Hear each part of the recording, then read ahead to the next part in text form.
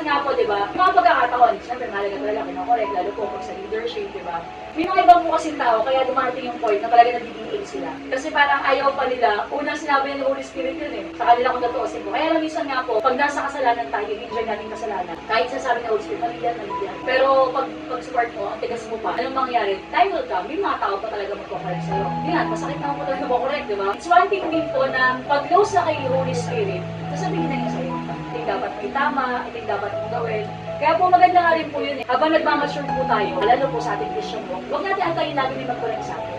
Parang tayo na mismo rin. Parang ang saya po siguro sa church kung lahat naging matured, no? Sabihin yung pastor, hindi na kailangan manaway ng manaway. Tulungan nyo na po yung pastor na sumaway. Hindi na po kayo isa sa kailangan pasaway. Kasi yung mga iba po talaga mga member pa. Parang inaantay lagi na parang, ay, papasaway na ako para mapansin ako ng leader o papansin ako ng pastor. By faith po, di ba?